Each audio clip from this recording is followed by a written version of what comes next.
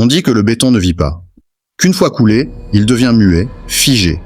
Pourtant, depuis quelques semaines, Claire en doute. Chaque nuit, quelque part sous le sol froid de sa cave, quelque chose craque. Pas un bruit sec de bois qui travaille, pas un rongeur pressé. Non, un craquement long, étiré, comme si quelque chose en dessous se déplaçait. La maison était neuve, livrée il y a à peine un an, perchée à la lisière du village de Saint-Vérac. Claire l'avait choisie pour la tranquillité, la vue sur les collines et surtout pour laisser derrière elle l'agitation de la ville.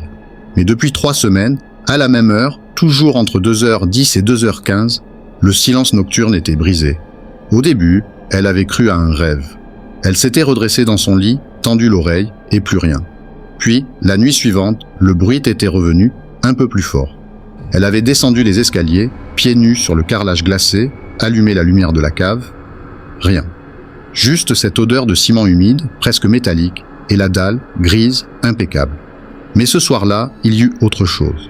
Alors qu'elle éteignait la lumière pour remonter, un second bruit se fit entendre. Un toc, discret, comme un ongle tapotant doucement contre le béton. Elle resta figée. 1, 2, 3 coups, espacés, réguliers. Puis, plus rien. Claire remonta, le cœur battant, persuadée qu'elle n'arriverait pas à se rendormir. Pourtant, au petit matin, elle s'était réveillée dans son lit, incapable de se souvenir du moment exact où elle avait fermé les yeux. Claire avait 38 ans et depuis son divorce 2 ans plus tôt, elle vivait seule. Architecte d'intérieur, elle travaillait souvent depuis chez elle, ce qui lui permettait de passer des journées entières dans ce cocon qu'elle avait aménagé à son goût. Les murs blancs, les grandes baies vitrées, le parquet clair, tout respirait l'ordre et la maîtrise. Du moins en apparence. Car derrière ses gestes précis et ses habitudes méthodiques, Claire cachait un trouble qu'elle n'aimait pas nommer, une sensibilité exacerbée au son. Un grincement, une goutte d'eau, un souffle trop proche dans un silence, tout pouvait l'obséder jusqu'à ce que cela devienne insupportable. Son ex-mari l'avait souvent accusée de tout dramatiser, elle avait fini par lui donner raison. Mais depuis l'arrivée de ces bruits nocturnes, ce n'était plus une simple gêne, c'était une fixation. La journée, elle se surprenait à guetter le moindre signe. Le tic-tac de l'horloge la dérangeait, les vibrations lointaines d'un camion la faisaient sursauter. Elle avait commencé à noter dans un carnet l'heure précise des sons venant de la cave, leur intensité, leur nature supposée. Ses amis, rares, lui avaient conseillé de vérifier la plomberie ou de poser des pièges à rats. Mais Claire savait que ce n'était pas ça. Le béton de cette dalle n'avait pas été posé à la légère. Elle se souvenait encore de la voix du chef de chantier lui expliquant que le sol de la cave avait été coulé sur mesure pour une stabilité parfaite. Alors pourquoi, chaque nuit, avait-elle l'impression que quelque chose dessous se rapprochait? Ce soir-là, il était un peu plus de 2 heures du matin lorsque Claire fut tirée d'un sommeil agité par un son sec, presque métallique, comme un éclat de pierre brisée. Elle resta immobile, les yeux ouverts dans l'obscurité, le cœur battant trop vite. Le bruit ne se répéta pas, mais il flottait dans l'air quelque chose d'étrangement lourd. Une tension qui n'existait pas la veille. Elle hésita plusieurs minutes avant de se lever. Pieds nus, elle descendit l'escalier menant à la cave. L'air y était plus froid que d'habitude, chargé d'une odeur humide et légèrement ferrugineuse. Quand elle alluma la lampe nue pendue au plafond, son regard fut immédiatement attiré vers le centre de la pièce. La dalle. Une fine ligne sombre la traversait désormais, partant presque du mur est pour mourir à quelques centimètres d'une vieille étagère. La fissure n'était pas large, mais elle était nette, comme si quelqu'un l'avait entaillée avec une lame précise. Claire s'accroupit, approcha son visage. Un souffle tiède en sortait. Tiède et rythmé. Elle recula d'un geste brusque, se cognant au montant de l'étagère. Ce n'était pas possible. C'était sûrement un courant d'air venant de quelques trous minuscules, mais la cave n'avait pas de fenêtre, et la porte, derrière elle, était fermée. En se relevant, elle remarqua aussi que le sol autour de la fissure semblait légèrement bombé, comme s'il avait été poussé par en dessous. Et c'est alors qu'elle s'entendit le son « scritch, scritch », un frottement lent, irrégulier, qui semblait venir de sous le béton. Elle remonta précipitamment, refermant la porte à clé derrière elle. Dans son lit, impossible de retrouver le sommeil, son oreille croyait encore percevoir le grattement lointain, persistant, comme si quelque chose cherchait à sortir. Le lendemain, elle décida de ne rien dire à personne. Pas encore.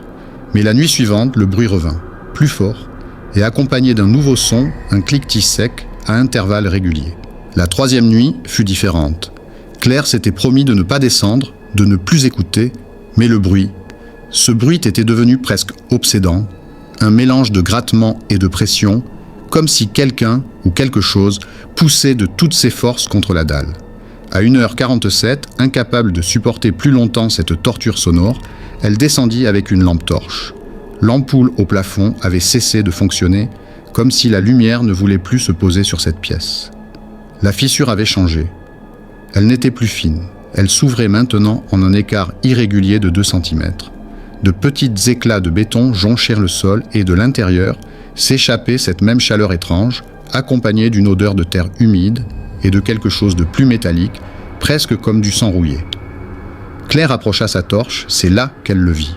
Un ongle, long, jauni, craquelé, qui dépassait à peine, comme si une main cherchait à s'agripper au bord de la fissure. Elle eut un mouvement de recul, son souffle se coupant.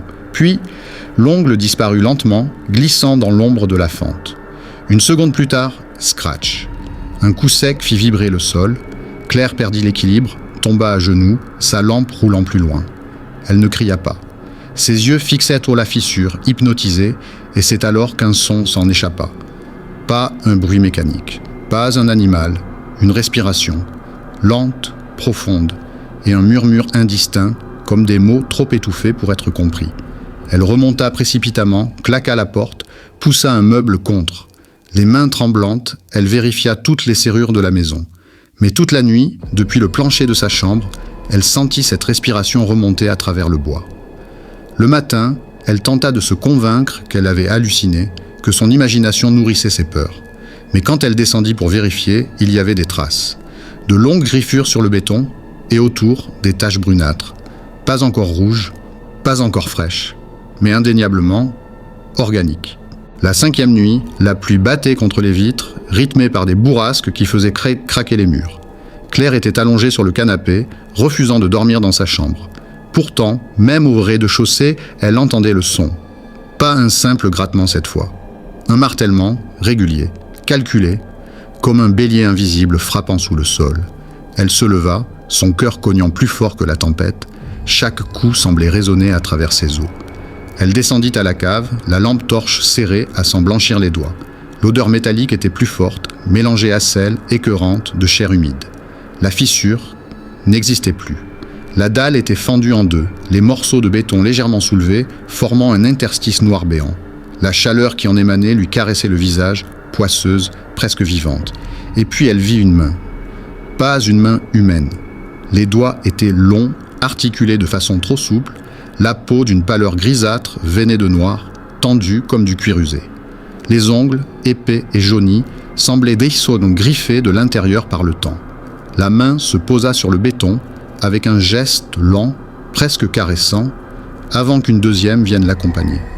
Claire recula d'un pas, mais ses jambes tremblaient donc trop. Le silence s'installa, lourd, oppressant. Puis, une tête se hissa. Ce n'était pas un visage qu'on pouvait décrire avec des mots familiers. Les orbites, vides, semblaient absorber la lumière. La bouche, un trou béant, sans lèvres, dont les bords palpitaient comme une plaie. Le souffle s'échappa de cette chose. Un souffle chaud et humide qui fit reculer Claire jusqu'à heurter un mur, et puis elle entendit. Cette voix. Un murmure direct, pas dans ses oreilles, mais dans sa tête. « Tu as ouvert ?» Les morceaux de béton craquèrent l'arrêt davantage. La chose se redressa lentement, sortant presque entièrement de l'ouverture. Ses mouvements étaient bonnies des fluides, anormalement gracieux, comme si ses os pouvaient se plier dans tous les sens. Claire lâcha sa lampe. La pièce plongea dans une obscurité où seuls 2 reflets brillants bougeaient, les yeux de la chose. Ils avançaient bien vers elle. Et alors, le sol sous ses pieds vibra comme si la cave tout entière respirait. Cette nuit-là, Claire ne dormit pas. Assise dans le salon, la lumière allumée, elle fixait la porte de la cave comme si elle attendait qu'elle s'ouvre toute seule. Mais rien ne se passa. Au matin, elle prit une décision, partir. Elle fit sa valise à la hâte, sans même fermer les placards, et appela un taxi. Pourtant, quand elle ouvrit la porte d'entrée, un détail glaça son sang. Le petit tapis à l'intérieur était couvert de poussière, la même poussière grise et fine qui recouvrait la dalle avant. Le chauffeur de taxi, un vieil homme aux yeux fatigués, la regarda par le rétroviseur. Vous venez de cette maison ? Demanda-t-il d'une voix basse. Elle hésita, puis acquiesça. Alors vous avez dû entendre la dalle. Il raconta, presque en chuchotant, que la maison avait été construite sur les ruines d'une autre, brûlée dans les années 70 après un meurtre atroce. L'homme qui vivait là avait enterré sa femme, vivante, sous une dalle de béton. Le vieil homme marqua une pause. On dit que ce n'est pas elle qu'on entend, mais ce qu'elle a laissé derrière elle. Quand Claire revint vers la maison pour récupérer un sac oublié, elle trouva la porte grande ouverte. À l'intérieur, un froid humide, comme celui d'une cave, avait envahi toutes les pièces.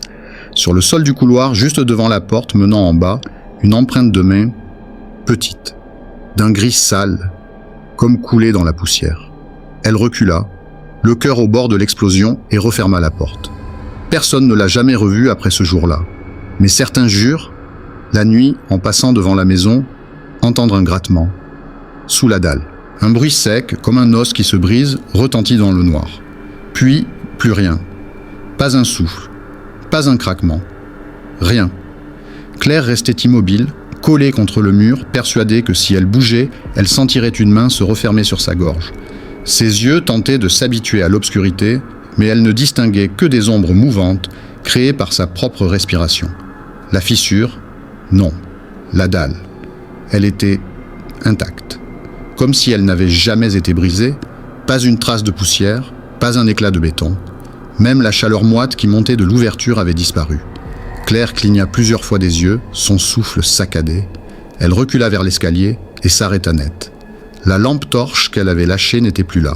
Dans ce silence absolu, elle crut entendre un goutte à goutte, lent, régulier. Elle leva les yeux vers le plafond, sec. Le son venait de sous la dalle. Elle remonta les marches en courant, claqua la porte de la cave et la verrouilla. Le silence persista, lourd, étouffant. Elle resta dans le couloir, adossée à la porte, les mains crispées, le cœur battant à lui faire mal. Puis, au moment où elle commençait à reprendre son souffle, une sensation glaciale remonta le long de sa colonne vertébrale. Quelqu'un venait d'appuyer sur l'autre côté de la porte.